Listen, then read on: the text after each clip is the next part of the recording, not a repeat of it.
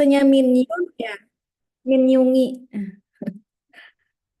artis Korea. Baik. Bismillahirrahmanirrahim. Assalamualaikum warahmatullahi wabarakatuh. Waalaikumsalam warahmatullahi wabarakatuh. Waalaikumsalam Warahmatullahi warahmatullahi wabarakatuh. wabarakatuh. Warahmatullahi wabarakatuh. Baik, salam sejahtera untuk kita semua. Semoga semua Bapak Ibu dalam keadaan sehat dan bahagia dimanapun berada ya. Oke, liburan telah usai. Sekarang kita masuk ke dunia nyata. Eh, ada yang sudah masuk ke LMS, saya lihat ya ada 2 yang sudah terisi presensinya. Nah, untuk materi kita hari ini sudah ada semua di sana ya Bapak Ibu ya. Jadi silahkan nanti membuka LMS-nya. Oke, hari ini kita akan bicara sedikit mengenai statistik deskriptif ya.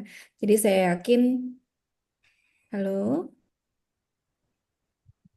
ya suara saya terdengar jelas. Tadi kau sempat freeze ya. Terdengar jelas Ibu. Jelas Agak Ibu, putus-putus. sedikit Oh putus-putus, iya, Mem. baik. Putus-putus. Oh iya, makanya kok tadi sempat freeze ya. Tiba-tiba Bapak Ibu semuanya diam. Baik, hari ini kita akan belajar mengenai statistik deskriptif ya sebagai pengantar awal sebelum nanti minggu depan Bapak Ibu menggunakan SPSS. Ya, jadi misalkan ada sekumpulan data yang sudah seperti Bapak Ibu pernah lakukan waktu penelitian dia satu ya. Kan jadi ada kumpulan data, sebelum Bapak Ibu melakukan uji hipotesis, maka akan dilakukan dulu statistik deskriptif untuk melihat apakah data Bapak Ibu layak untuk uji lanjut atau tidak. Untuk melihat apakah data Bapak Ibu homogen, ya tersebar merata, dan juga bagaimana kenormalan dari data Bapak Ibu atau normalitasnya. Ya, jadi akan ada banyak uji dulu ya, uji deskriptif sebelum masuk ke uji untuk hipotesisnya, atau misalkan Bapak Ibu melakukan penelitian namanya apa untuk survei ya menggunakan regresi atau uji lanjut, atau penelitian eksperimen menggunakan ANOVA ya. Nanti mungkin sekitar jam 10 ya kita akan isi presensinya ya. Nah, Bapak Ibu, saya izin share dulu materinya. Aku ini ya. Oke, terlihat Bapak Ibu? Terlihat Ibu. Oke, baik. Terima kasih. Nah, di sini kita akan mempelajari mengenai statistik deskriptif, yaitu penyajian data dan ukuran pemusatan. Jadi nanti mungkin hari ini, minggu depan kita akan berlatih menggunakan SPSS-nya untuk yang uji statistik deskriptif ini. Jadi kan biasa ya Bapak Ibu ya, kalau Bapak Ibu punya data, kemudian Bapak Ibu ingin menampilkan datanya, bisa menampilkan dalam bentuk tabel atau dalam bentuk grafik. Nah, kalau dalam bentuk tabel kan itu harus putar otak ya, kalau misalkan variabelnya lebih dari satu. Kalau data tunggal sih mudah ya, tapi kalau variabelnya lebih dari 2 misalkan, maka Bapak Ibu harus memutar otak bagaimana supaya pembaca itu langsung paham dengan tabel Bapak Ibu ya. Nah, kalau di sini contohnya ini adalah 2 variabel, artinya di sini dapat dikatakan sebagai tabel kontingensi ya, karena ada lebih dari satu variabelnya. Di sini adalah bidang pekerjaan dengan pendidikan. Nah, kalau tabel, kekurangannya adalah kita tidak bisa langsung tahu, misalkan jumlah yang paling banyak di bidang apa, ya dan seterusnya. Beda dengan grafik. Kalau grafik, karena dia ada, apalagi grafik batang ya, jadi ada yang paling tinggi, ada yang paling rendah. Jadi kita tahu jumlah yang paling rendah itu di bidang apa, jumlah yang paling tinggi itu di bidang mana. Ya. Jadi ya kesukaan Bapak Ibu yang di mana? Apakah menyajikan dalam bentuk tabel atau menyajikan dalam bentuk grafik? Tapi sekali lagi yang menjadi catatan adalah pada data yang sama jangan Bapak Ibu menampilkan dalam 2 bentuk ini. Jadi data yang sama jangan Bapak Ibu menampilkan dalam bentuk tabel atau grafik, tapi harus pilih salah satu. Ya, kebanyakan di tesis itu mereka menampilkan dalam 2 ini ya. Data yang sama disajikan dalam bentuk tabel dan juga grafik. Itu sebenarnya tidak boleh, ya.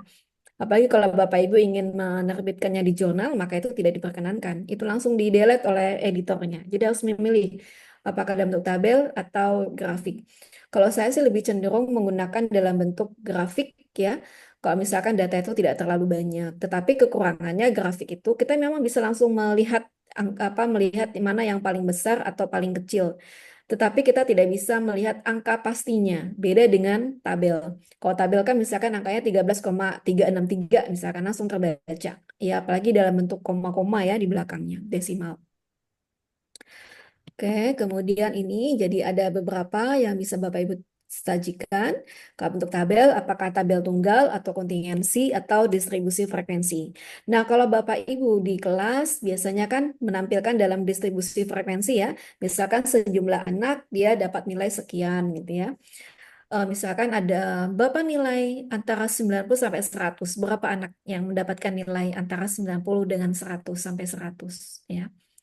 Kemudian grafik atau diagram bisa diagram batang, garis, pencar, lambang, peta, atau histogram dan poligon. Dan biasanya nanti teman-teman kalau di tesis itu terkait dengan yang histogram dan poligon. Nah, ini adalah tabel, jadi juga harus diperhatikan. Yang tadi ya, catatannya adalah bagaimana Bapak Ibu menyajikan tabel sehingga data ini langsung terbaca oleh si pembaca. Ya. Kemudian ini contohnya untuk tabel tunggal, ini misalnya untuk melihat luasan wilayah, jadi kan hanya satu poin yaitu luasan wilayah saja. Nah, tetapi di sini kan kita tidak bisa langsung menarik kesimpulan ya. Kemudian tabel kontingensi, ini yang tadi ya contohnya, jadi artinya ada lebih dari dua ya, apa minimal dua variabel. Di sini adalah bidang pekerjaan dan satu lagi adalah pendidikan. Nah, kemudian ini ada tabel frekuensi yang mungkin Bapak Ibu yang kemarin membantu pada saat pilkada ya. Jadi kan menghitung jumlah suara A dapat berapa dan seterusnya ya. Nah, kemudian kalau misalkan grafik memang dia akan memberikan informasi dengan cepat ya, tapi tidak rinci yang tadi ya, apalagi kalau angkanya itu ada koma-komanya. Dan syaratnya ada sumbu ya, sumbu tegak kemudian sumbu datar ya. Kecuali misalkan Bapak Ibu memang menampilkan dalam grafik pie atau lingkaran ya kan tidak ada sumbunya. Kemudian penetapan skala ini juga Bapak Ibu harus menetapkan. Sudah biasa ya Bapak Ibu yang menampilkan grafik ya dari Excel, itu kan kita harus menentukan skalanya. Jadi kalau misalkan angkanya banyak ya luas misalkan 0 sampai dengan 100 kan nggak mungkin kita satu-satu ya 1, 2, 3, 4 sampai 100 ya. Tapi kan pasti ada penetapan skala. Apakah 0, 10, 20, dan seterusnya, atau 55, ya.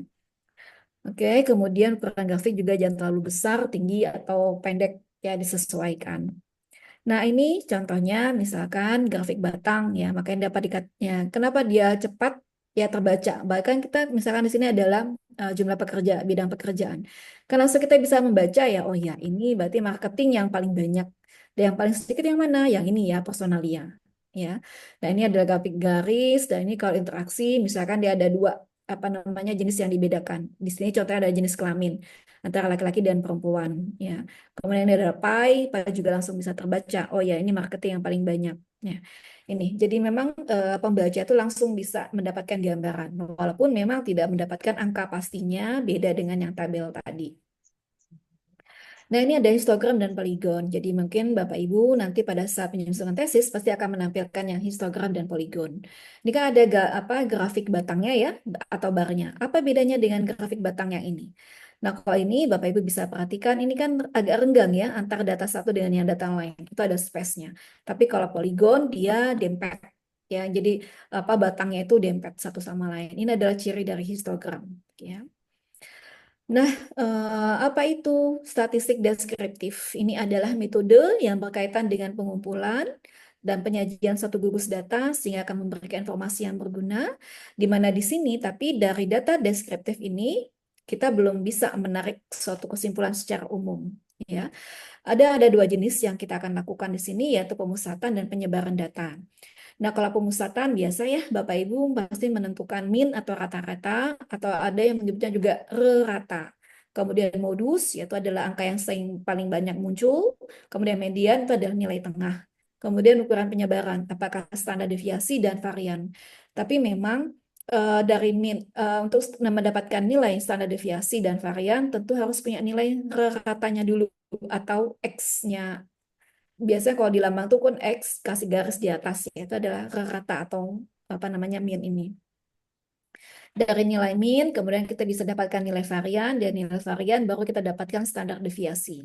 Ya, karena ada standar deviasi itu adalah akar dari nilai varians. Ya. Kalau kita ingin cepat ya, kalau misalkan kita ada punya sekumpulan data, kita ingin cepat, berpengaruh nggak apa perlakuan kita berikan? Kalau saya biasanya langsung melihat standar deviasinya.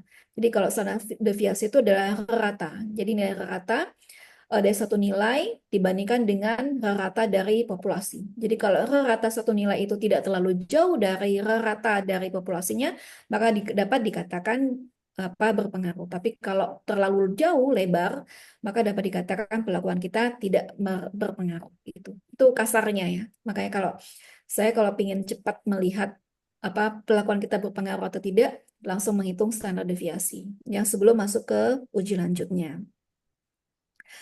Nah, kita lihat di sini satu-satu, Bapak Ibu. Ini ada rata min tadi. Jadi, biasa ya, kalau kita hitung rata, maka masing-masing nilai itu kita jumlahkan, kemudian kita bagi dengan keseluruhan sampelnya. Ya, di sini rumusnya seperti ini. Kemudian, bagaimana kalau kita, apa namanya, di mana masing-masing nilai tadi ada frekuensi tertentunya. Maka, misalkan di sini nilai yang pertama kita kalikan dengan frekuensi yang pertama, kemudian dijumlah dengan apa nilai yang kedua dikalikan frekuensi yang kedua dan seterusnya, kemudian kita bagi dengan jumlah frekuensinya. Di sini contohnya ya, misalkan Bapak Ibu di kelas ya dapat nilai ada nilai 70 ya. Jadi ada siswa yang mendapatkan 70 itu ada 3 orang. Maka 70 dikali 3 ini adalah X ke I dikali F ke I ya. Kemudian dapat nilai 63 itu ada 5 orang, kemudian 85 ada 2 orang ya, masing-masing dikalikan kemudian dijumlahkan. Kemudian jumlah inilah kita bagi dengan keseluruhan frekuensi. Jadi 695 dibagi dengan 10 itu adalah hasil dari rata apabila kita memiliki nilai frekuensi. Ya. Kemudian median. Median artinya adalah nilai tengah dari sekumpulan data. Tapi nanti Bapak Ibu bayangkan kalau Bapak Ibu punya 200 data, kemudian Bapak Ibu urutkan ya dari nilai yang terkecil sampai nilai yang terbesar ya. Berapa waktu yang Bapak Ibu habiskan untuk merunutkan angka itu saja ya. Nah, di sini contohnya misalkan nilai ulangan ya ada 10, 10, 8, 7, 7, 6, 5, 5, 5, 5, 4.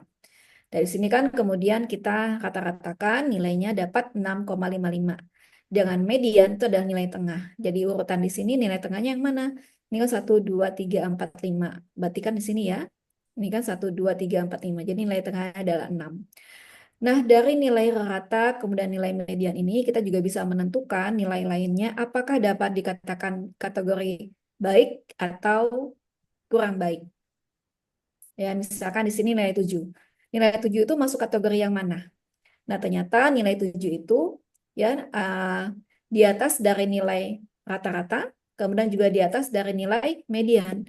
Maka nilai 7 ini bisa kita katakan masuk ke dalam kategori baik. Jadi artinya adalah kelompok 50% di atas. Nah, sekarang ada lagi. Ini yang ada kumpulan data. 88888 75543. Berarti kan nilai mediannya di sini ya, yang 8 ini. Kemudian nilai ratanya diperoleh ada 655 dan mediannya 8. Kemudian kita lihat nilai 7 itu, kalau siswa itu dapat nilai 7, dia masuk kategori baik atau kurang. Nah, ternyata nilai 7 ini walaupun nilainya masih di atas nilai rata-rata, tapi dia masih di bawah nilai median, maka dia masuk kategori kurang. Ya, karena berarti masuk ke dalam 50% kelompok bawah. Ini ya Bapak Ibu ya, secara garis kasarnya kalau kita memiliki nilai median. Nah, ini kan nilai mediannya kalau jumlah sampelnya itu ganjil. Nah, sekarang bagaimana kalau jumlah sampelnya genap? Kan berarti kalau genap kita tidak bisa mendapatkan nilai tengah ya. Berarti nilai tengahnya adalah misalkan gini 1, 2, 3, 4, 5, 6, 7, 8, 8, 9. Maka nilai tengahnya adalah 5 sama 6. 5 sama 6, angka ini berarti 5 ditambah 6 dibagi 2. Ya, berarti nilai mediannya itu adalah 5,5. Ya. Jadi memang lebih gampang kalau jumlah sampel kita ganjil ya. Kalau ganjil kan dapat nilai tengah pasnya. Tapi kalau genap maka kita harus menambahkan ya jumlahnya. Di sini contohnya ada 5 ditambah 6 dibagi 2. Oke. Nah, sekarang modus. Modus itu adalah nilai yang paling banyak muncul. Misalkan Bapak Ibu punya hasil ujian di kelas, Ya, ternyata nilai 70 itu yang paling banyak muncul di antara nilai lainnya. Itu adalah modus, ya. Nah, dari modus ini, ya, kita bisa, kemudian jadi kan dari rata, kemudian dari modus, dari median, kita sudah bisa menilai, melihat sebenarnya apakah sebaran data kita itu normal atau tidak di sini. Ya, berarti nanti pasti kurvanya akan seperti ini. Tapi memang tidak plek ketiplek nilainya sama ya. Misalkan modusnya 15, ratanya 15, mediannya 15. Itu tidak. Tapi mungkin pasti hanya ada beda-beda sedikit, tapi tidak terlalu jauh. Misalkan ratanya 14,8, mediannya nanti 15, modusnya mungkin nanti 15,1. Itu berarti masih dalam satu paskup ya. Jadi dapat dikatakan adalah persebaran data Bapak Ibu masih dalam skala normal. Nah, tetapi kadang nilai yang kita peroleh itu bisa jadi kurvanya itu condong ke kanan atau agak condong ke kiri. Nah, kalau dia condong ke kanan, dikatakan ada kurva positif, di mana nilai rata-rata hitungnya masih lebih besar dibandingkan modus dan mediannya. Kalau condongnya ke kiri, negatif, ya artinya adalah rata-rata modusnya rata-rata nilai rata-ratanya lebih kecil dari nilai modus atau mediannya. Ya. Nah, kemudian dari sumpulan data yang Bapak Ibu peroleh nanti kan seperti ini ya, seperti ini. Nih datanya seperti ini. Ya, misalkan kemudian nanti Bapak Ibu harus membuat kelas ya. Harus membuat beberapa kelas, kemudian di dalam masing-masing kelas Bapak Ibu harus menentukan panjang kelas intervalnya. Jadi contohnya di sini dari data yang ada kita bisa membuat di sini 4 kelas. Ya, kemudian panjang kelas masing-masingnya itu ada 3. Jadi 9 sampai dengan 10. Nah, angka 9 sampai dengan 10 ada berapa? Kalau kita lihat di sini, berarti ada 2 ya. 9 sampai 10 angkanya ada 2. 7 sampai 8 ada berapa frekuensinya? 3. Ya, berarti 7 sama 8 nih ada 3. Oke. Dan seterusnya. Dan jumlahnya harus pas 11 ya. Karena sesuai dengan sampel di awal. Oke, Bapak Ibu, jadi nanti di dalam statistik deskriptif, dari kumpulan data, Bapak Ibu harus menentukan jumlah kelas, kemudian panjang interval di dalam masing-masing kelasnya. Nah, jadi distribusi frekuensi itu adalah daftar nilai data. Nilai individual atau nilai data yang sudah dikelompokkan dan kemudian disertai dengan nilai frekuensinya. Tujuannya untuk apa? Untuk memberikan gambar yang khas, ya, artinya adalah kita bisa menjawab pertanyaan nilai yang paling kecil berapa, nilai yang paling besar berapa, kemudian nilai yang paling banyak itu di mana, ya. Kemudian juga kita bisa menentukan berapa siswa yang mendapatkan nilai 70 misalkan, 70 sampai 80 ya.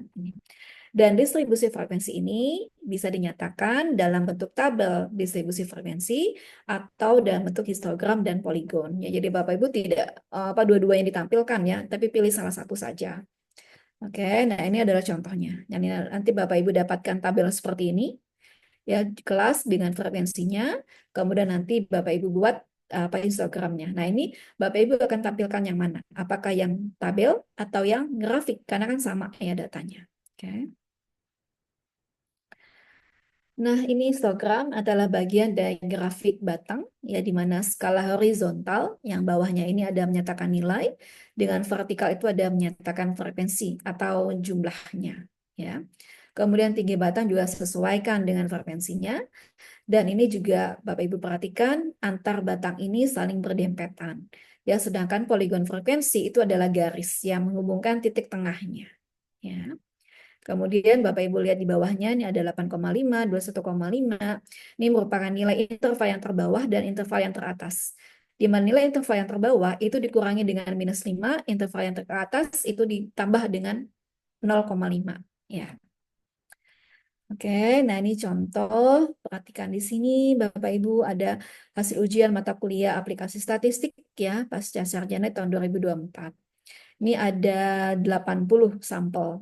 Kalau Bapak Ibu perhatikan di sini, ya, kita tidak bisa langsung menjawab pertanyaan. Ya, berapa nilai ujian terkecil, berapa nilai ujian terbesar, berapa nilai ujian yang paling banyak, kemudian berapa jumlah mahasiswa yang mendapatkan nilai tertentu. Berarti kita harus cermati dulu ya. Misalkan, oh iya nilai terkecil ada 35 di sini kan. Kemudian nilai yang terbesar adalah berapa nih? 99 di sini. Tapi kita tidak bisa menentukan mahasiswa jumlah yang paling banyak diperoleh mahasiswa itu yang mana? Kan kita tidak bisa langsung menentukan di sini kan. Makanya kita buat dulu tabel frekuensinya untuk mendapatkan gambaran umum atau setidaknya menjawab 3 pertanyaan dasar tadi. Nah, dari data ini kemudian kita buatlah tabel frekuensi seperti ini. Mulai dari nilai yang terkecil, yaitu 35. 35 nilai frekuensi ada berapa? Hanya ada satu ya. 36 ada nggak mahasiswa yang mendapatkan 36? Ternyata tidak ada. 37 ada nggak? Tidak ada. 38 ada? Ada satu. Dan seterusnya sampai nilai yang paling tinggi adalah 99, itu ada satu mahasiswa. Ya. Dan totalnya harus 80. Ya, kalau Bapak Ibu hitung nih frekuensinya, ini harus, sorry, kenapa begini? Harus 80. Oke, harus 80. Karena nanti kalau ternyata total 79. Ya jangan. Berarti kan kurang satu ya. Berarti Bapak Ibu harus mengurutkan kembali nih, ada yang terlewat. Atau ternyata 81 nih jumlah frekuensinya, sedangkan sampelnya ada 80. Artinya adalah ada UKUK satu nih dalam kelas ini. Ya. Ini ya, jadi harus pas jumlah sampel. Nah, dari sini kemudian Bapak Ibu buat kelas frekuensinya ya, distribusi frekuensinya. Di sini ternyata dari data yang ada kita bisa menentukan jumlah kelasnya ada 7, kemudian di sini ada interval kelasnya ya.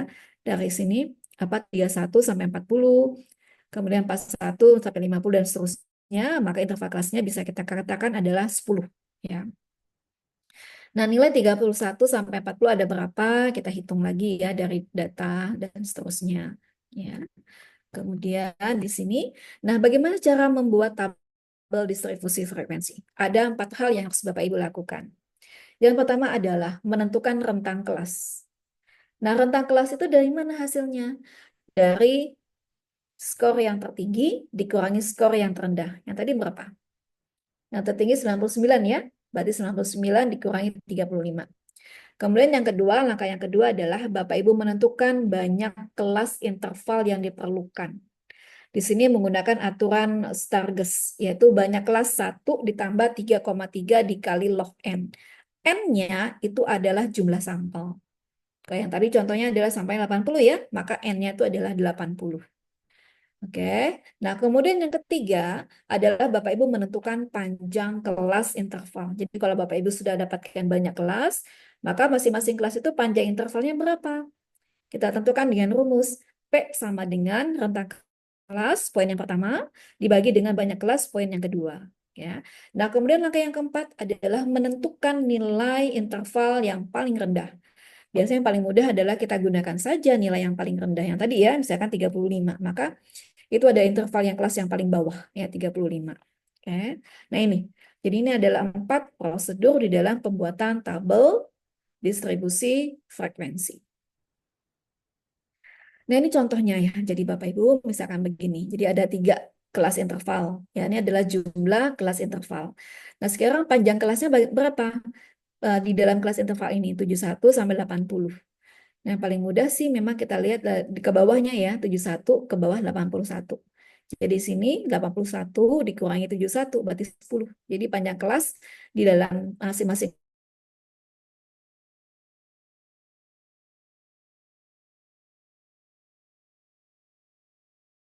Misalkan di sini ada data mentah ya terkait dengan kepuasan pasien di satu rumah sakit di Jakarta Timur. Di mana jumlah sampel di sini kalau Bapak hitung ada Bapak Ibu hitung ada 20 ya. Kemudian kita bisa lihat nilai yang terendah adalah 80 dengan nilai yang tertinggi adalah adalah 114. Nah, kita mulai dari prosedur yang pertama, yaitu kita menentukan rentang kelas. Artinya adalah skor yang tertinggi dikurangi dengan skor yang terendah. 114 dikurangi 80, kita dapatkan angka 34. Kemudian yang kedua adalah menentukan banyak kelas interval. Kita menggunakan aturan Stargess tadi ya. 1 ditambah 3,3 dikali log N. N-nya itu adalah jumlah sampel. Dalam hal ini adalah 20. Dan kemudian kita dapat angka 5,29. Jadi banyaknya kelas yang digunakan adalah 6. Kok 6? Kalau 5,29 dibulatkan 5 dong, bukan 6. Nah, tetapi di sini Bapak Ibu, 5,29 berarti kan tetap harus ada angka yang lebih ya. Dan itu kan tidak bisa kita kurangi. Maka kita buat kelas tambahan, ya. Makanya dikatakan kita bulatkan ke atas, itu menjadi 6. Nah, kemudian langkah yang ketiga adalah panjang kelas interval. Nah, jadi di dalam masing-masing kelas itu kita panjang intervalnya berapa? Yaitu P, ya, di apa? Nilai rentang yang pertama, poin yang pertama, yang 34 ini dibagi dengan poin yang kedua, dibagi 6. Kita dapatkan angka 5,7. Ya. Nah, 5,7 jelas kita bulatkan ke atas. Dan jadi panjang interval kelasnya itu adalah 6. Nah, kemudian kita menetapkan skor apa namanya untuk kelas bawah itu nilainya berapa? Ya, kita gunakan saja skor yang paling rendah itu adalah 80. Jadi 80 itu adalah ujung bawah kelas intervalnya. Oke. Jadi ini adalah prosedur untuk membuat apa namanya tabel distribusi frekuensi. Nah, ini di sini kita sudah buat. Jadi kan tadi ya ada 6 kelas ya. Di sini 1, 2, 3, 4, 5, 6. Nilai yang paling bawah kan 80 tadi ya, 80. Nah, sedangkan 80 harus sampai berapa nih? Tadi ternyata panjang intervalnya adalah 6. Berarti 80, 81, 82, 83, 84, 85. Berarti berakhir di 85. Oke, kemudian kelas berikutnya berarti harus mulai di 86. 86 sampai berapa? 86, 87, 88, 89, 90, 91, 6, 91, dan seterusnya. Oke. Sampai diperoleh 6 kelas. Ya. Dan kemudian juga untuk menentukan panjang kelas kita udah benar atau tidak, ya udah tinggal kurangin ini saja. Kelas yang paling bawah 86 dikurangi dengan yang di atasnya 80. Ya. Jadi memang panjang kelas sudah tepat ada 6. Nah, kemudian kita menghitung jumlah frekuensinya. Nah, ini nilai antara 80 sama 85 ada berapa? Ada 3. Nilai antara 86 sampai 91 ada berapa? Ada 4 ya. Dan seterusnya. Kemudian kita jumlahkan, totalnya harus 20 sesuai dengan jumlah sampel. Sekali lagi, di sini harus sesuai dengan jumlah sampel. Jadi kalau kurang ya berarti ada yang kelewat ya, atau kalau berlebih berarti ada yang ditambahkan ya, atau ada uka-uka di dalam kelas ini ya. Nah, kemudian nilai tengah. Nilai tengah itu adalah nilai dari 85 dikurangi 80 dibagi 2 ya. Dan seterusnya, kemudian frekuensi relatif. Frekuensi relatif itu adalah nilai dari frekuensi yang ini 3 dibagi dengan total frekuensi. Total frekuensi ada berapa? Ada 20. Jadi ini 3 dibagi 20, kita peroleh angka 0,15, 4 dibagi 20, kita peroleh angka 0,20, dan seterusnya. Sampai ujung ini harus nilainya 1. Ya, jadi frekuensi relatif totalnya itu harus 1. Bu, boleh nggak, Bu? 1,001 ya nggak boleh ya. Tetap harus bulat 1. Berarti kalau ada komanya di belakang, berarti ada yang apa namanya keliru dalam perhitungannya. Nah, kemudian kita ada menentukan frekuensi presentatif, ya, presentasi. Artinya ya dari nilai frekuensi relatif ini kita kalikan 100%. Jadi 0,15 di sini dikalikan 100%, hasilnya 15, dan seterusnya sampai totalnya adalah 100. Plek ketiplek harus 100, tidak boleh 101, 100,5 ya. Oke, kemudian frekuensi kumulatif apa namanya lebih kecil, ya ini ada bintang 1, berarti kita menjumlahkan ya frekuensi dari atas ke bawah. Nih, di sini Bapak Ibu perhatikan, mulainya angka 3 ya, 3 kan. Kelas yang pertama apa jumlah frekuensinya 3. 3 ini kita tambahkan dengan frekuensi kelas yang di bawahnya 4, berarti 7 di sini, 7 ditambahkan kelas yang di bawahnya ada 3 jadi 10, 10 ditambahkan angka kelas apa jumlah frekuensi kelas yang di bawahnya ada 6 jadi 16, 16 ditambahkan dengan jumlah frekuensi kelas yang di bawahnya ada 9 jadi 19, dan seterusnya ujungnya itu harus 20 ya sesuai dengan jumlah sampel yang terakhir. Oke. Nah, kemudian kalau frekuensi kumulatif ada bintang 2 atau lebih besar, maka itu mulai dari atas. Jadi paling atas itu 20 ya, berarti 20 dikurangi 4 apa dikurangi 3 17, 17 dikurangi 4 13, 13 dikurangi berapa? Apa 36 apa namanya 10, 10 dikurangi 6 4, akhirnya 1. Ya, ujungnya harus 1. Oke. Ini ya Bapak Ibu ya, ini untuk tabel distribusi frekuensi. Nanti Bapak Ibu akan membuat seperti ini. Ya. Nah, kemudian dari tabel tadi kita membuat histogram dan poligonnya. Yang tadi ya, berarti kalau ujungnya tadi kan 80 ya, ujungnya 80, maka kita kurangi dengan minus 0,5. Maksud saya 80 dikurangi 0,5. Sedangkan kelas di atasnya kan tadi 85 ya. Berarti di sini 85 ditambah 0,5. Jadi 85,5. Dan seterusnya. Ya, ini. Nah, ini adalah rumus untuk ukuran pemusatan. Nah, Bapak Ibu nggak perlu khawatir, Bapak Ibu sekarang tidak perlu lagi mengotak-atik rumus, tapi saya harap Bapak Ibu apa apa tahu rumusnya ya. Jadi kan nanti kalau SPSS kan keluar saja datanya, tapi nanti data itu hasil itu dari mana Bapak Ibu paham ya, ternyata dari ini karena nanti di dalam tesis tetap Bapak Ibu harus menuliskan rumus. Bagi nanti kalau ada pembimbing yang iseng ya pada saat ujian nanya atau pengujinya nanya pada saat ujian. Ini rumusnya bagaimana nih median? Nah, Bapak Ibu bisa menjawab ya. Walaupun nanti kita menggunakan bantuan XPSS, tetap Bapak Ibu paham angka-angka yang muncul itu dari mana. Nah, kemudian kita lihat tingkat kemencengan atau skewness-nya. Nah, di sini ada 3. Jadi kalau tingkat kemencengan itu sama 0, maka kurvanya simetris ya. Nah, semuanya pasti mengharapkan yang di sini, yang B ini.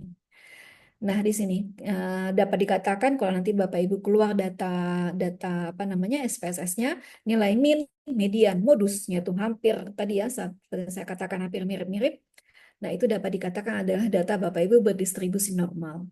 Tapi kalau jauh, misalkan minnya itu 12, tapi modusnya itu misalkan 22, itu makanya dapat dikatakan dia tidak normal. Ya. Jadi sebarannya itu tidak merata. Oke. Nah, di sini bisa saja nanti apakah dia menceng ke kanan atau dia menceng ke kiri. Ya. Nah, kemudian tingkat keruncingan, kurtosis atau puncaknya grafik itu. Jadi kalau dia leptokurtis itu adalah meruncing, ya jadi meruncing sekali. Tapi ada juga mungkin plat ya, platykurtis ya puncaknya agak datar, atau ya mesokurtis ya puncaknya agak landai tapi tidak terlalu runcing dan tidak terlalu flat. Yang kita inginkan memang yang mesokurtis ya. Jadi tidak terlalu ke atas, tapi tidak terlalu landai, tapi ya sedang-sedang saja. Ya. Ini untuk melihat sebarannya. Ya. Bapak Ibu kebayang kalau misalkan Bapak Ibu nanti punya data 200, kemudian Bapak Ibu harus menyusun yang seperti ini. Kebayang? Oke. Tapi jangan khawatir ya, kita menggunakan SPSS ya. Nah, ini adalah latihan. Bapak Ibu silakan untuk berlatih ya. Karena ini kan masih statistik deskriptif ya, masih bisa dilakukan secara manual. Bisa juga dengan bantuan Excel ya setidak-tidaknya. Tapi kalau Excel nanti Bapak Ibu harus memasukkan rumus dulu ya sebelum bisa menghitung. Oke, nanti silakan dilatih untuk yang uji deskriptif ini ya. Oke. Nah, itu adalah pengantar untuk yang statistik deskriptif ya. Sebelum nanti minggu depan kita masuk menggunakan perhitungan statistik deskriptif tapi menggunakan SPSS. Oh ya, Bapak Ibu minggu depan kan Jumat libur ya. Jadi biasanya kalau Jumat libur maka Sabtu minggunya juga libur. Jadi mungkin kita akan bertemu lagi minggu berikutnya ya. Semoga saja. Jadi saya harap pada saat itu Bapak Ibu sudah siap ya SPSS-nya. Bapak Ibu sudah ada yang menginstal SPSS? Belum, Mem, ada spesifikasi khususnya nggak, Mem, untuk SPS-nya? Karena kan mungkin ada banyak nih aplikasi untuk menghitung itu, Mem. Oh Yang ya, rekomendasi yang mana ya, Mem? ya kita gunakan yang SPSS. Nanti saya akan berikan linknya. Sebenarnya kalau Bapak Ibu sudah membuka LMS, di situ ada SPSS yang bisa Bapak Ibu klik ya. Eh, tapi jangan ketukar. Di situ ada 2 link ya, ada link buat Windows kalau Bapak Ibu menggunakan Windows atau yang MacBook kalau Bapak Ibu menggunakan MacBook. Itu kan dalam bentuk Google Drive ya. Jadi ada banyak file di sana, jadi Bapak Ibu unduh semua ya dari Google Drive tadi. Kemudian pada saat Bapak Ibu menginstal itu sebaiknya tidak update ke internet ya. Kalau di-update ke internet, biasanya nanti akan ada versi baru yang masuk dan versi baru itu nanti bisanya sifatnya itu adalah trial ya. Jadi hanya 30 hari setelah itu Bapak Ibu harus berbayar. Tapi memang kalau yang baru ini banyak sekali itunya ya, icon-iconnya mungkin agak berbeda tampilannya. Tapi ya sama saja ya, kita gunakan yang nanti ya, yang silahkan kita gunakan dari link yang saya berikan ya. Maaf, Mem, mohon konfirmasi yang di pertemuan 3 itu ya, Mem? Iya, betul. Oh, kalau saya diklik nggak bisa dibuka, Mem. Buat yang SPSS ya. Iya, Oke, baik. Berarti memang semuanya tidak bisa membuka ya di kelas yang kemarin juga. Nanti akan saya berikan linknya langsung di grup saja ya, Ibu baik, Ija. Mem. Ya. Oh ya, mungkin di kelas ini ada yang ahli IT ya, jadi mungkin mohon bantuannya membantu teman-teman lainnya yang terkait dengan cara penginstalan. Ya, jadi mohon bantuannya. Jadi kalau misalkan sudah bisa, ada yang bisa, kemudian ada teman yang kesulitan, silakan dibantu. Ya. Oke, Bapak Ibu ada yang ingin ditanyakan?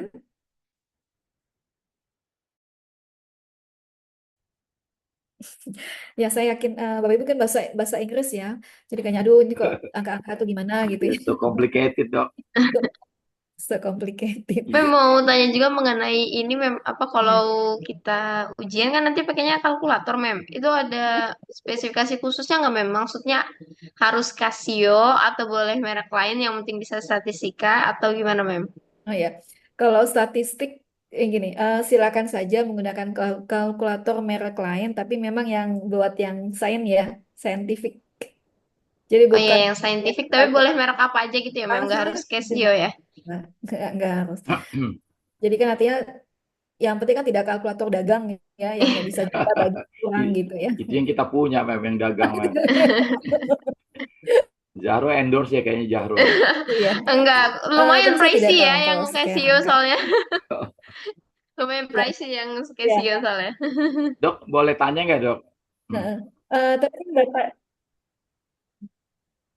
oke, sebentar ya Pak. hmm. Terkait dengan ujian nanti, kalau yang sekarang kan memang kita menggunakan SPSS ya, Bapak Ibu tidak lagi menggunakan secara manual menggunakan kalkulator. Kemungkinan dan juga di kelas kan tidak mungkin Bapak Ibu membawa laptop masing-masing ya, takutnya nanti ada yang lowbat lah segala macam. Sedangkan colokan di kelas kan terbatas ya. Jadi kemungkinan nanti adalah hasil output, tapi nanti ya bagaimana apa ujiannya nanti akan saya kabari. Tapi yang ada dalam benak saya seperti itu, nanti output dari SPSS, nanti Bapak Ibu menyusun kira-kira judulnya apa, menyusun hipotesisnya, kemudian interpretasi dari data SPSS-nya. Mungkin itu ya. Jadi tidak perlu hitung-menghitung.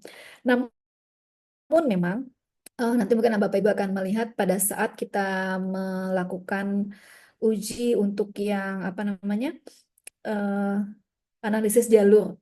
Itu ada beberapa poin yang tidak bisa dihasilkan dari SPSS, kita gunakan kalkulator secara manual. Memang ada nanti. Ya. Oke, itu kali ya Bu Jahro dan Ya, Bapak Ibu baik, semuanya. Mem. Ya, jadi kemungkinan seperti itu. Ya, dan jangan khawatir, walaupun nanti mungkin ya soal di kelas akan berbeda, tapi saya nanti akan memberikan soal Bapak Ibu yang menjadi backup nilai buat saya. Ya, seperti yang saya sampaikan di awal ya di kelas minggu pertama. Ya, jadi saya sudah punya backup nilai dari teman-teman semua. Oke, baik. Silakan Pak Toto, ada yang mau disampaikan? Iya, terima kasih Bu Dokter ya. Seperti tadi Bu Dokter bilang ya, kita memang backgroundnya di ilmu sosial ya. Dengan adanya nilai-nilai ini sebenarnya agak fobia juga nih Dok. Tapi ada good news ya Dok ya. The good news is that you introduce kind of a SPSS program yang bisa membantu kita ya. Tadi sebenarnya saya juga ingin bertanya langsung di waktu dokter menjelaskan ya mengenai bagaimana menghitung manual dari mean, median, kemudian juga modus ya, kemudian juga penentuan interval. Memang ada hal-hal yang memang yang saya tidak punya background ya Bu Dokter ya seperti tadi kenapa ada pengurangan nilai 0,5 gitu. Kenapa harus 0,5 tidak yang lainnya? Kemudian juga seperti penentuan jumlah interval tadi kan, misalkan ada 5,01 gitu Bu Dokter ya. Jadi Bu Dokter membulatnya menjadi 6 gitu. Apakah tidak nanti panjang intervalnya akan berbeda gitu.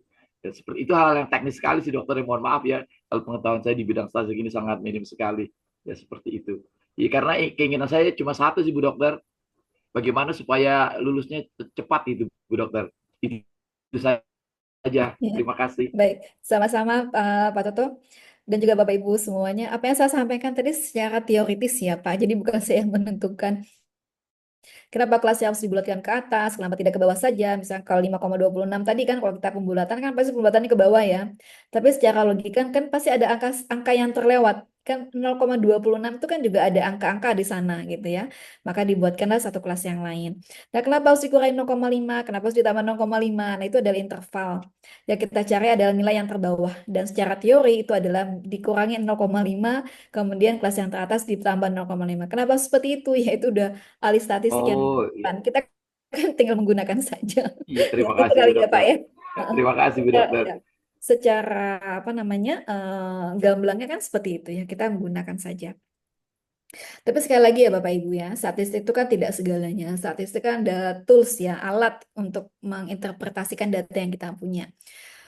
Seperti tadi yang saya sampaikan, kalau saya tidak langsung jauh masuk ke uji lanjut, cukup kalau sampai standar deviasi. Kalau saya merasa sudah cukup di standar deviasi ya sudah, ya saya sudah bisa membuat satu tulisan di sana ya untuk melihat apakah berpengaruh atau tidak ya.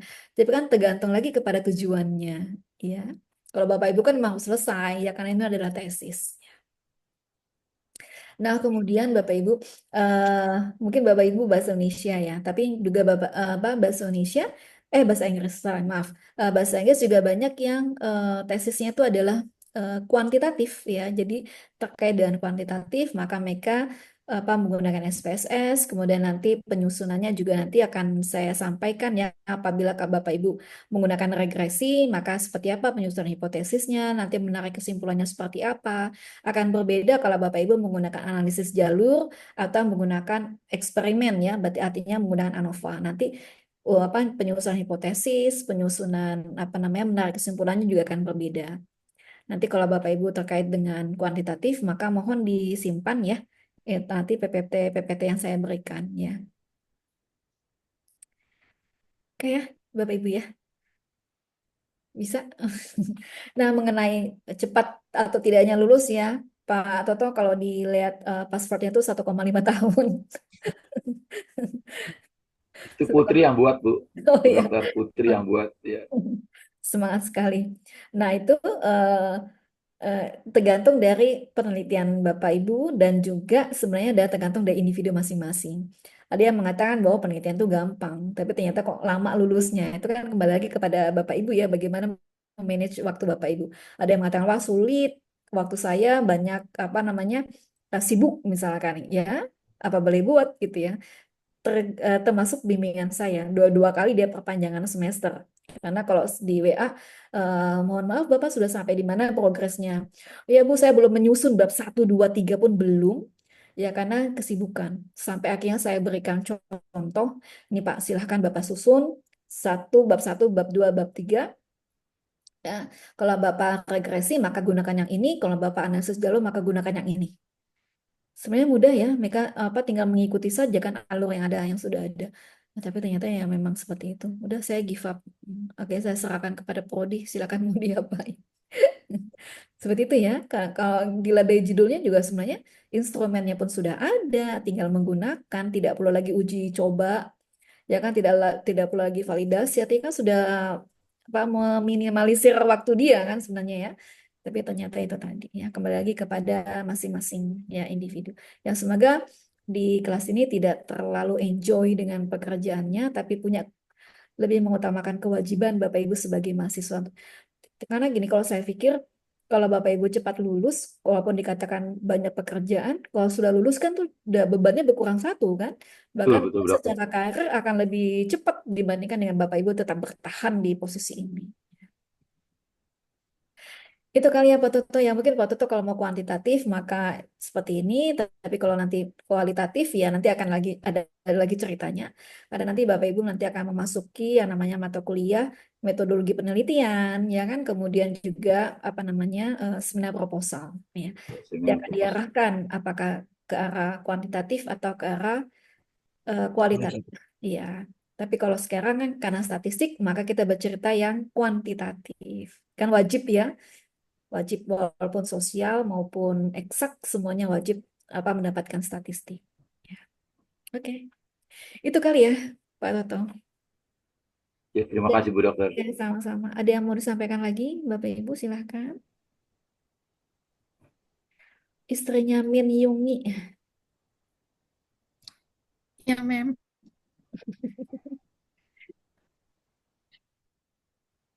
Oke. Punya Wah, bingung. host nih bener-bener nih. Mem mau nanya dong, Oke. kalau Mem Ya, bener-bener ya host ya. Mem mau tanya kalau misalnya mahasiswa kayak gitu, kebetulan aku punya teman kita sama-sama ngajar di sekolah internasional, dia lulusan Unindra, makanya saya masuk Unindra dari beliau ya. gitu. Tapi saya tanya apa sudah graduation atau belum, dia postpone terus. Nah, terus udah 3 kali apa nggak salah postpone. Itu kebijakan dari kampus gimana? Apa di DU apa gimana? Jadi kan jadi kayak mahasiswa abadi ya, Dok, Mem. Enggak, Kayak gitu. di pospon itu alasannya apa, Bu? Dia cerita enggak? Kesibukan di sekolah, padahal sama-sama ngajar juga kita. Hmm. Ya, ya. Kenapa? Nah, itu dia alasannya. Alasannya karena Terus, kesibukan. iya. Padahal dia sendiri juga udah Iya. ngomong kesibukan. Terus udah gitu ada dosen pembimbingnya juga udah ngasih contoh juga yang kayak Mem bilang udah ada ngasih contoh gitu dikirim. Dia unjukin ke saya. Tapi nggak tahu kenapa dia ini apa sih postpone jadinya gitu. Kalau itu saya tidak bisa lihat. Kalau postpone gitu berarti berarti kan harus bayar Bayar per terus. semester kan ya? Setahu saya. Iya, bayar Iya, terus. bayar terus. Heeh, betul. Ya apa nggak Ya, dan buang-buang itu pun waktu ada ya? masanya kan nggak terus-menerus perpanjang. Iya. Mm-mm. Padahal kalau Itu saya tadi lihat waktunya dia ini. nggak sesibuk saya sih, Oh gitu. iya. Sebenarnya bisa ya, seharusnya Iya ya. bisa, Tapi mungkin ada bisa. faktor lain. Oke. Gitu. Dari Iya, kebijakan kampus gimana tuh tadi Mem ya. di DO apa gimana? Nah, itu dia. Nah, saya kurang tahu untuk kebijakan kampus, tapi setahu saya itu itu terus didorong ya mahasiswa itu terus terus apa dikomunikasikan, selalu dihubungin oleh kampus. Tapi kalau misalkan ya memang seperti teman ibu tadi, ya apa boleh buat, ada masanya pasti akan di DO. Setahu saya seperti itu. Karena kan eh, Hmm, kalau mahasiswa seperti itu dipertahankan, otomatis mahasiswa yang mendaftar juga akan berkurang gitu ya. Jadi kan menghalangi teman-teman lain yang ingin mendaftar. iya. Dan itu menjadi catatan di Dikti juga itu ya kalau yang seperti itu ya. Oh, Ya karena kan ada masanya ya Bu ya. Misalkan masanya kan 4 tahun ya. 4 tahun kemudian maksimal kan hanya 5 tahun. Kalau lebih dari itu kan berarti ya udah rekam jejaknya udah tidak baik ya secara ada catatan di Dikti juga. Kecuali nanti ada masa pemutihan biasanya. Tapi kan pemutihan di Unindra kayaknya tidak terlalu ini ya. Ya, tidak seperti kampus-kampus lain yang memang dia pemutihan terus ya karena banyak mahasiswa yang terkendala seperti itu. Ya semoga dikasih tidak ada ya Bapak Ibu ya. Iya, Dikatakan sibuk ya ya jangan sibuk, sampai iya. deh. jangan sampai lah. Karena kan semuanya punya kewajibannya, punya Betul, kewajiban. betul Bu Dokter. Dan setelah lulus ini kan juga untuk perbaikan Betul, nasib ya saya rasa ya Amin, betul, amin Bu betul. Dokter. karirnya bisa meningkat jadi tidak stagnan di satu tempat ya. Iya. Bu Dokter kembali ke laptop boleh tidak Bu Dokter ini? Oke, silakan mangga Iya, Bapak. iya. Tadi ya menyikapi apa yang disampaikan oleh artis Korea kita ini, Bu apa Bu Min Jogi ini, yang mengenai Istrinya. apa sih kesulitan, kesibukan dan seterusnya. Yang ingin saya tanyakan sederhana sekali sih Bu Dokter. Apakah kita boleh memilih atau apakah sebaiknya kita menggunakan penelitian yang bersifat kualitatif atau kuantitatif gitu? Mana yang bisa dalam tanda kutip lebih cepat membantu kita dalam kelulusan ini? Terima kasih Bu Dokter. Baik, sama-sama Bapak Ibu semua yang seperti saya tekankan, saya tidak bisa mengatakan kuantitatif atau kualitatif yang paling cepat. Yang tadi ya, kembali lagi ke banyak faktor X yang kita tidak tahu. Dan kembali lagi kepada individu masing-masing. Ada dikatakan, ini kan penelitian mudah, kok kamu lama sekali sih lulusnya? Ada yang seperti itu ya, karena tadi ya faktor X seperti temannya istrinya Min Yungi gitu ya. Ya kan kita tidak tahu ya. Namanya juga nasib manusia, kita nggak tahu ke depannya seperti apa. Mungkin kita merasa, oh sekarang kita nggak punya beban apa-apa, tapi kita tidak tahu semester depan dan seterusnya. Ya, tapi insya Allah semuanya lempeng-lempeng aja gitu ya. Boleh sharing sedikit ya Dokter? Oke, Iya, Pak, untuk dulu. iya. Eh, Kalau misalkan Bapak Ibu sudah terbiasa dengan kuantitatif, ya silahkan melanjutkan yang kuantitatif. Iya. Tapi kalau misalkan Bapak Ibu lebih prefer ke kualitatif, ya kenapa tidak menggunakan yang kualitatif gitu. Bisa Jadi, ya Bu Dokter? Gitu ya. iya, kesukaan Bapak Ibu dan Bapak Ibu memilihnya lebih gampang yang mana, silahkan. Tapi untuk yang kualitatif, mungkin sekarang agak berbeda aturannya ya. Kalau nggak salah, yang sudah-sudah itu kan ada juga yang apa mahasiswa yang bikinnya apa eh, eh, Bu saya ingin mengangkat film Korea gitu ya. Tentu saja tidak boleh kan, karena kan Bapak Ibu harus menggunakan bahasa bahasa Inggris asli gitu ya. Jadi kan Ya. tentunya film-filmnya juga terkait yang menggunakan bahasa Inggris, bukan film Korea tapi ada terjemahan bahasa Inggrisnya kan, bukan itu kan. Nah itu banyak yang terkecoh di sana, makanya harus ada yang mengulang penelitian. Makanya pastikan dulu. Kemudian filmnya harus berapa menit ya. Kemudian kalau misalkan menelah buku, bukunya juga harus berapa minimal dan seterusnya. Jadi banyak aspek yang harus Bapak Ibu amati. Jangan kemudian tiba-tiba di jalan ada yang tidak sesuai dengan aturan yang sudah ditetapkan. Itu kali ya teman-teman semua. Silakan Pak Toto. Mungkin share aja Bu Dokter ya untuk Ya, sebuah memberikan motivasi kepada kita semua Bu Dok.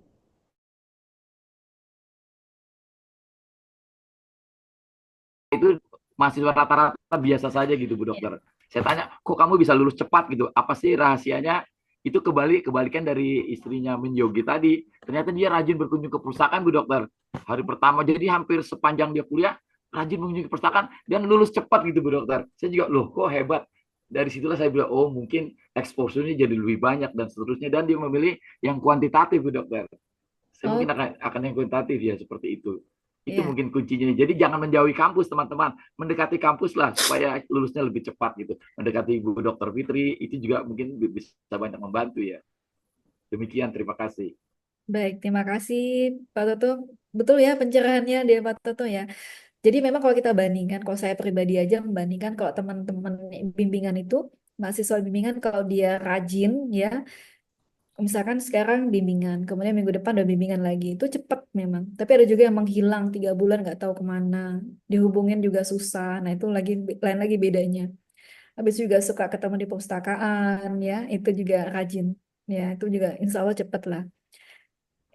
Kuantitatif ya, kalau kuantitatif memang sudah banyak contohnya sih ya. Jadi memang teman-teman itu banyak yang ke arah kuantitatif, karena rata-rata di perpustakaan itu lebih ke arah kuantitatif. Kemudian juga instrumennya juga banyak ya, sudah ada banyak ya, tinggal Bapak Ibu apa implementasikan dan menarik data di lapangan ya. Dan rata-rata adalah survei. Kalau survei memang hanya menyebarkan angket ya, kemudian menarik data, kemudian mengolah, menulis, udah cepat 3 bulan selesai memang. Ya rata-rata seperti itu. Tapi Bapak Ibu mulai dari sekarang mungkin difikirkan mendalam ya, Bapak Ibu ingin mau penelitian apa, kuantitatif kah atau kualitatif? Ya mungkin sekarang Bapak Ibu pinginnya kuantitatif, tapi nanti di tengah jalan pingin kualitatif. Nanti berubah lagi, jangan berubah-ubah. Apalagi kalau Bapak Ibu sudah dalam bentuk draft proposal apa tesisnya. Saya harap kalau sudah itu maka tetapkanlah hati, pengen seperti apa. Jangan nanti ada mahasiswa saya dia pengen apa namanya kuantitatif kemudian beralih lagi bolak-baliknya nggak selesai-selesai.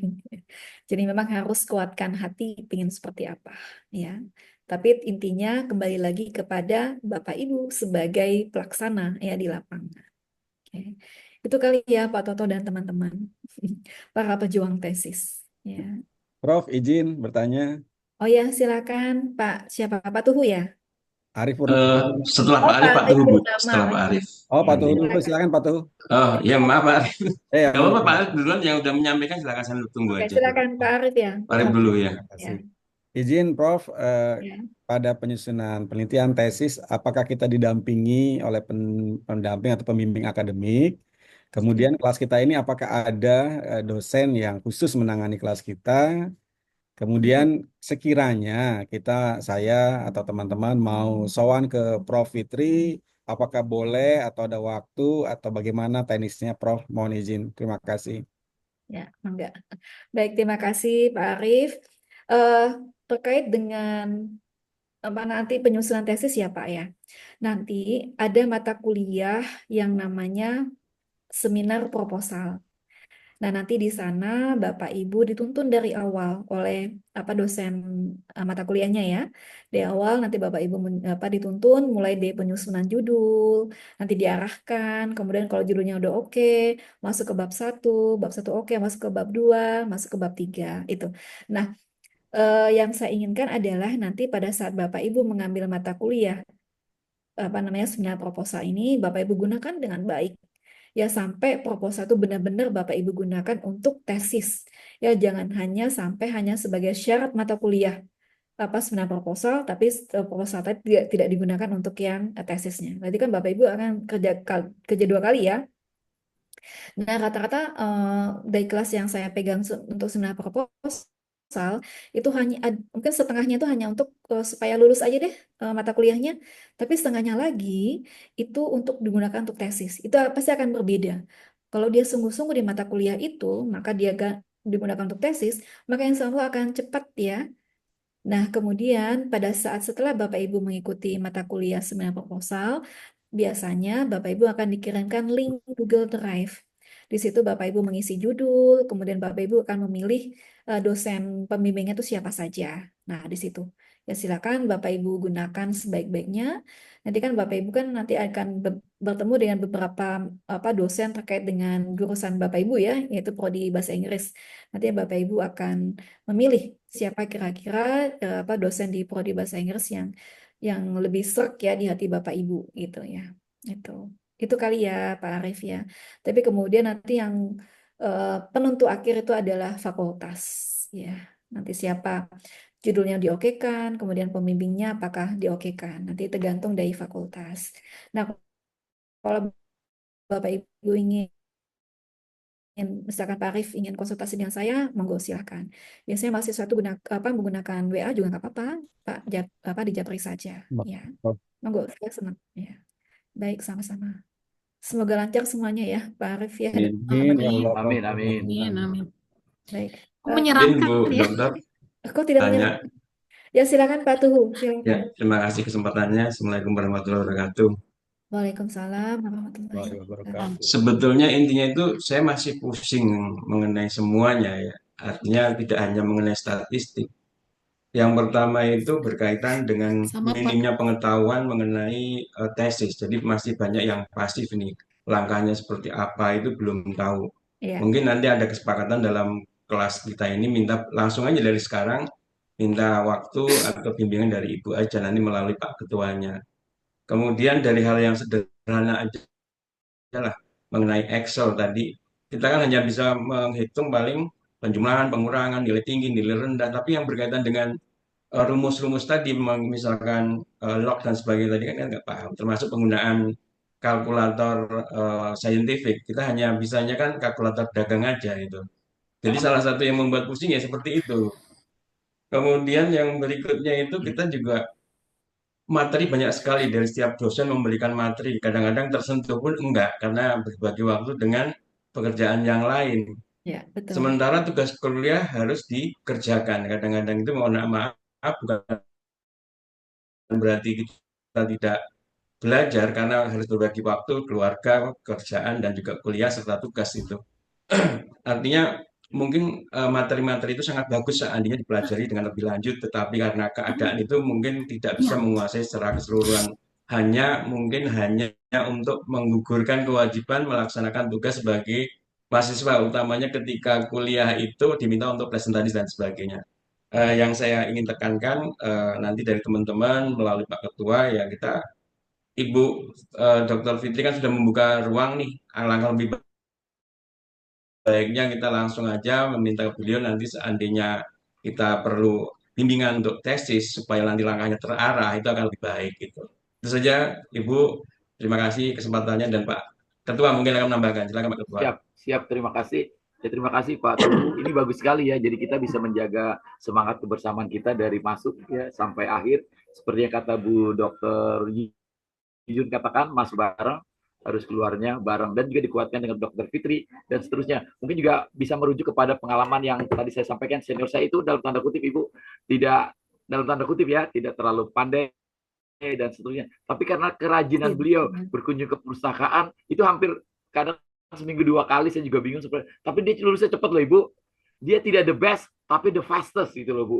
Itu yang ini kayaknya ini yang saya cari nih, tidak the best tapi the fastest ya. Sedangkan yang the best itu sampai ya 2-3 tahun dan seterusnya Ibu, jadi mahasiswa abadi yang seperti tadi artis Korea katakan gitu Ibu ya. Jadi harus dijaga bagaimana motivasi kita tetap dalam kelas ini tetap semangat bareng-bareng gitu. Jadi kadang-kadang saya juga suka cerewet juga Bu sama teman-teman, ayo lu kita bareng-bareng begini begitu seperti seperti yang Dokter Fitri katakan, mau kualitatif atau kuantitatif ya, dan seterusnya. Tapi sebaiknya kuantitatif, karena kita punya Dokter Fitri. Jadi kalau ada apa-apa kita punya backup. Mungkin itu yang bisa saya sampaikan ya. Terima kasih Ibu.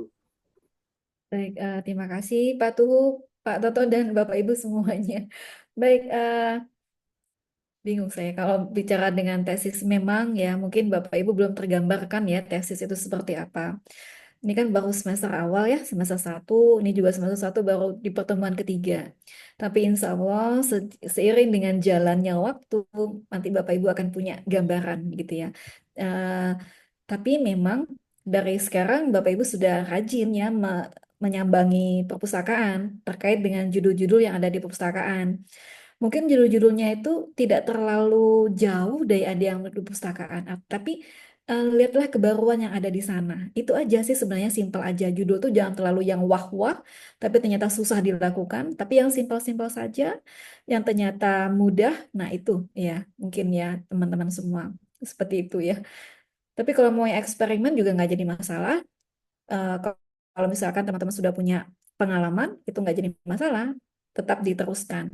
Ya, kalau misalkan DS1-nya adalah kualitatif dan lebih suka itu, silahkan ya. Karena Bu, saya ternyata lebih lebih paham ke kualitatif dibandingkan kuantitatif, itu juga tidak apa-apa. Ya, gitu ya Pak Toto ya dan teman-teman. Memang kalau kita lihat sekali lagi, Bapak Ibu, kalau kita lihat contoh di perpustakaan memang lebih banyak yang kuantitatif. Kalau kuantitatif kan nyebar angket, kemudian kita narik data, tinggal ngolah. Nah, bagaimana cara pengolahannya? Itu nanti kita pelajari di sini. Makanya saya sampaikan dari awal, PPT yang saya berikan itu jangan dihilangkan Bapak Ibu. Ya, karena nanti step by step Bapak Ibu mengolah data sampai menarik kesimpulan, itu ada semua di sana. Ya.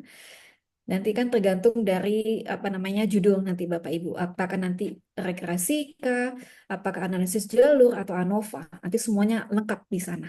Ya, step by stepnya di sana. Ya, itu kali ya. Jadi memang kalau saya perhatikan, kalau yang mahasiswa tadi yang seperti Pak Toto contohkan, itu adalah yang rajin. Mungkin dia apa bisa mengesampingkan pekerjaan rutinitasnya ya, tapi lebih mengutamakan apa tesisnya. Kemudian juga kalau diperhatikan, kalau runtutan dari tesisnya itu eh, ada semua di statistik yang kita pelajari ini, ya. Kalau Bapak Ibu terkait dengan kuantitatif ya, sekali lagi ya, kalau terkait dengan kuantitatifnya, ya, itu ya. Itu kali ya Pak Toto ya. Jadi memang nanti step by step kita akan pelajari ya sampai dengan akhir, ya sampai dengan bagaimana Bapak Ibu menaik kesimpulan, kan kesimpulan itu bab 5 kan. Nah, itu. Iya. Jadi di sini kita belajar mungkin mulai dari bab 3 ya, bab 4 sampai bab 5. Itu ya. Tinggal bab 1 bab 2-nya yang Bapak Ibu harus difikirkan. Sebenarnya bab 1 bab 2 kan terkait dengan judul ya. Oke. Bisa ya? Insya Allah bisa. Insya Allah Bu, Ya. amin, amin. Oke. Baik. Bisa mabok, Mem. Bisa mantul. Jadi, tapi jangan khawatir. Nanti di setiap PPT yang saya sampaikan, itu adalah ada runtutannya. Kan di bab 1 Bapak Ibu harus menyusunnya, ada hipotesis dan sebagainya. Kalau regresi Bapak Ibu harus menyusunnya seperti apa, nanti simpulannya seperti apa, ada semua di sana. Kalau Bapak Ibu analisis jalur, Bapak Ibu harus menyusunnya hipotesis seperti apa, simpulannya seperti apa, ada semua di sana. Jadi tinggal Bapak Ibu ikuti. Ya, insya Allah kalau Bapak Ibu mengikuti itu, insya Allah sudah cepat. Ya, Betul fast. sekali. Iya.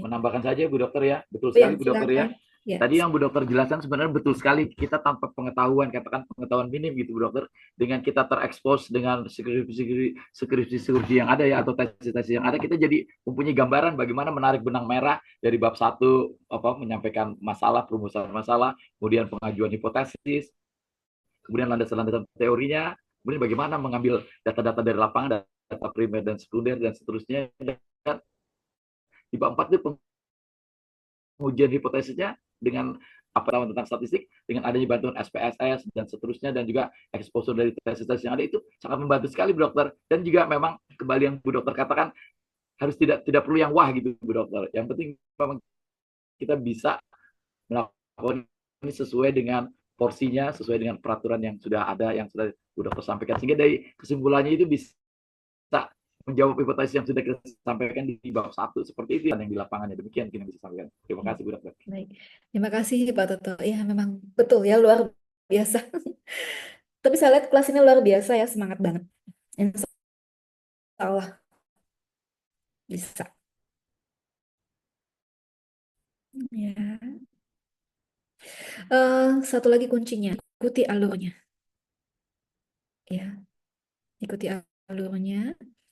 Kemudian apa namanya, jangan membantah. Misalkan pembimbing bilang A, ya sudah ikuti A gitu ya. Jangan Pak atau Bu, secara teori seperti ini. Enggak, ikuti saja. Ya. Sepanjang pembimbing itu lurus. Tapi kalau misalnya ada yang bengkok-bengkok, kan banyak cerita ya, ada pembimbing yang bla bla bla bla, itu sampaikan saja ke prodi. Ya. Tapi memang harus disertai bukti ya Bapak Ibu ya. Tapi insya Allah enggak lah. Sepanjang yang saya tahu ya, tidak.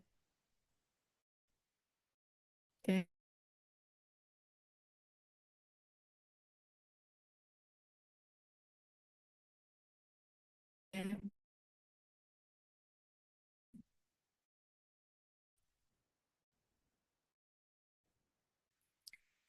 Mungkin saya kembalikan ke prodi. Artinya apa? Berarti kan sudah dari awal, saya juga berarti kalaupun dia salah, saya harus harus luluskan. Kan itu kan menjadi beban pribadi buat saya tidak mau. Integritas ya, Bu Dokter ya. Ya, betul. Jadi yuk sama-sama enak ya di awal ya, kita sama-sama lurus saja. Dan nanti begitu Bapak Ibu selesai, udah lulus, saya juga tidak punya beban apa-apa, Bapak Ibu juga tidak punya beban apa-apa, tidak lagi menjadi mahasiswa, dan saya juga tidak lagi menjadi dosen Bapak Ibu, terserah mau ngapain gitu kan ya, itu. Ya. Artinya sudah tidak ada terikatan satu sama lain. Ya. Kalau kita lihat kemarin yang di UGM ya, cerita dosennya yang luar biasa ya, S1, S2, S3 dia megang ya. Ya macam-macam cerita ya. Semoga tidak ada yang macam-macam. Oke.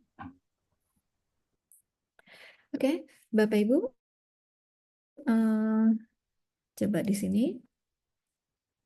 Nah, ini kalau yang sudah ada ini, nanti akan saya berikan linknya. Nah, ini. Jadi sebenarnya kan kalau SPSS itu kan ini ya, awalnya digunakan untuk yang social science ya, apa ilmu sains. Tapi ternyata dia bisa juga digunakan untuk yang maaf, untuk ilmu sosial. Tapi ternyata dia bisa digunakan juga diterapkan pada ilmu sains ya. Buat yang MIPA, kemudian juga untuk yang agriculture misalkan, atau pertanian, peternakan, ya kedokteran ya. Nah ini kemudian nanti Bapak Ibu silahkan. Nah ini kan ada link Google Drive ya. Sebelum Bapak Ibu menginstal, Bapak Ibu unduh dulu semua file yang ada di Google Drive-nya. Oke, kemudian pada saat menginstal, Bapak Ibu matikan link ke wifi-nya ya. Jadi jangan link ke internet. Di sini ada 2 link ya, Bapak Ibu silahkan. Kalau misalkan Windows, Bapak Ibu gunakan yang atas ya. Kalau yang MacBook, Bapak Ibu gunakan yang di bawah. Nah, kemudian di sini ada juga nanti petunjuk ya video untuk bagaimana cara menginstalnya. Jadi silakan dipelajari. Nah, di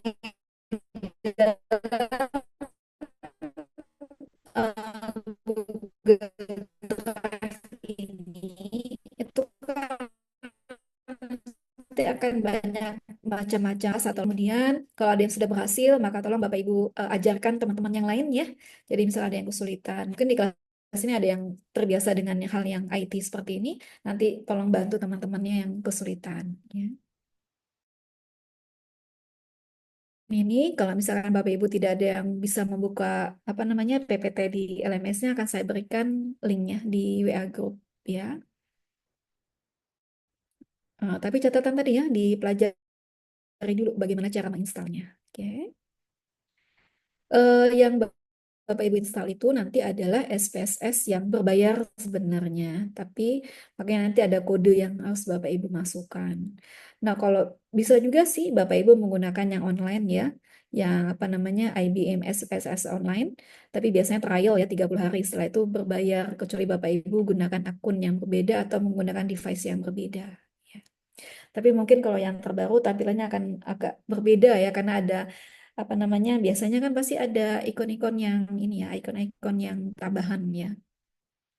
Setiap Dan Bu, kalau statistik. yang di LMS itu belum bisa terbuka untuk file Ya, ini. oke. Nah, Ini berarti masih saya belum bisa ini. ya, Jadi ketika saya klik masih masih seperti awal aja kembali lagi gitu. ya. Belum ada materinya gitu. Tapi kalau yang PDF bisa dibuka ya, Pak ya? Yang PDF-nya bisa. Oh, oke. Yang PDF-nya bisa. Memang PPT tidak bisa PPT ya. nggak bisa. Ternyata tidak bisa. Iya. Baik. Berarti nanti saya kirimkan di ini ya. Oh ya, Bapak Ibu tuh judulnya apa sih?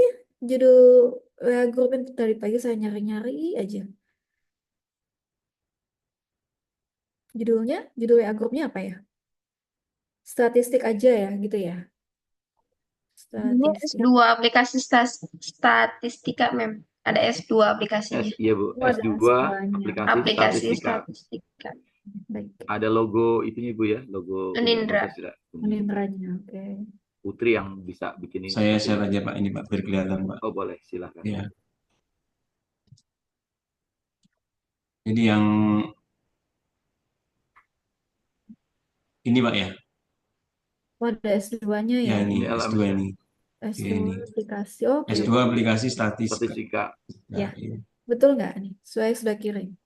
Ya, Iya, coba saya cek. Iya betul. saya karena terbiasa apa suka salah masuk grup Ya, gitu. udah terkirim. Terima kasih Bu Dari Dokter. kemarin saya tuh salah masuk. Zoom-nya juga salah terus. Di kelas juga saya masalah masuk kelas. Oke, oke. Nah ini masih ada spare waktu. Silakan nanti Bapak Ibu coba ya. Dan minggu depan kan masih ada waktu Iya, Bapak Ibu siap. untuk menginstalnya. Nah, mungkin kalau di sini dilihat ini ada anak Betul. muda Pak Liga biasa ya. Yang ini nanti bisa dibantu teman-temannya ya Pak Liga Kalau ya saya bisa, Ibu. terkait dengan salah. Biasanya Putri Oke. Bu. Iya. Nanti sekarang Bapak Ibu Ibu dicoba Putri dulu Bu yang ya. ini apa Oke. teknologi savvy. Iya, Oh Putri. iya, oke silakan nanti Ibu Putri membantu teman-temannya ya. Seperti itu. Ya, baik. Bapak Ibu, saya cukupkan ya untuk hari ini pertemuannya sampai jumpa 2 minggu lagi ke depan. Dan saya harap dalam waktu 2 minggu ke depan itu sudah terinstall ya SPSS-nya Amin, karena amin. kita akan berlatih menggunakan SPSS untuk apa namanya uji statistik deskriptifnya dulu yang sederhana dulu ya. Bu Baik, Dokter, terima kasih. untuk Saya prevensinya lupa, biasa ya. Ya, saya Maaf Bu. belum. prestasinya lupa. Iya, Ya presensinya. Allah, alhamdulillah untuk diingatkan. Terima kasih Bu Sebentar, Dokter. sebentar. Bagaimana caranya Bu Dokter? Tunggu. Aduh, Masih masih ada ada 5 waktu ya? menit. Saya, oke. Ya Allah, saya sampai lupa. Baik, mohon maaf ya Bapak Ibu ya. Ada 21, di sini sudah ada 13 yang Tadi mengisi yang ya. ini apa? Dari mana sih Bu Dokter Yang mengisinya? mengisi di sini. Eh, Nanti akan saya Oh, panggil nama yang belum terisi di LMS ya Bapak Ibu ya. Jadi kalau yang tidak saya panggil artinya sudah terisi presensinya ya. Di sini ada Pak Arif. Iya Bu, saya belum ada. Ada ya. Oke. Ibu Sofiatul Imah ada? Ada Oke, Ibu. baik. Terima kasih. Bu Mary Yanti ada? Ada Bu. Oke. Bu Astri Dian Sutrismin ada? Bu. Oke. Ibu Rahayu Erlina ada? Hadir, Bu. Oke.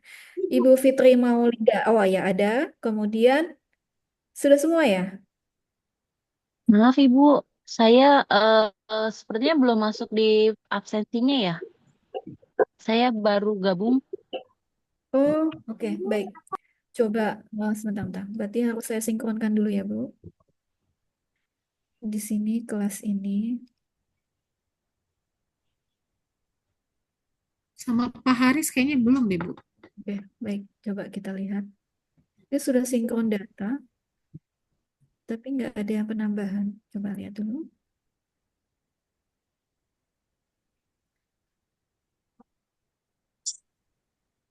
Lisensi. Tetap tidak ada, Bu. Memang ada dua nama, tapi tidak muncul namanya ya. Coba, mohon maaf. Yang di belakangnya 3 angka di belakang 1111. Saya 113. Oh, iya, 113 ada. Iya, 111 ada. Yang Pak Haris mungkin ya, yang 111. Kan saya lupa, Bu. Sebentar, saya coba cek dulu. Ya. Karena di sini ada nomor NPM tapi tidak ada nama. Tidak ada nama ya. Sebentar, Iya. sebentar Bu Dokter. Bu. Oke, coba saya lihat ya. Nih, saya tampilkan. Kelihatan nggak? Di sini kan ada 21, ya. Tapi ada dua nama yang tidak ada. Ada dua nama yang tidak ada namanya. Hanya NPM-nya saja. Tadi sudah nih ya, 113 udah Iya. hadir. Tinggal 111. Ini Pak Haris kah? Sebentar, Bu. Oh iya betul, triple satu ya akhir. Oke. Ya benar benar. Betul. Jadi sudah hadir 21 ya. Oke. Ya. Ya. Saya tidak tahu kenapa itu dua dua nama terakhir hanya ada NPM-nya saja, tidak muncul namanya. Baru Terus terregis. saya singkirkan data tetap seperti itu. Ya. Baik. Terima kasih sekali lagi Bapak Ibu, teman-teman semua, tetap sehat, tetap semangat. Ya, Amin. dan jangan lupa bahagia. Amin. Sampai ketemu Selamat, lagi. terima kasih Bu. Terima kasih Terima Kak kasih. Dokter. Kak Waalaikumsalam warahmatullahi wabarakatuh. Thank you. Waalaikumsalam warahmatullahi wabarakatuh. Ya, saya izin keluar ya. Iya, Iya, Bu. Makasih. makasih Bu. Teman-teman kita stay sebentar.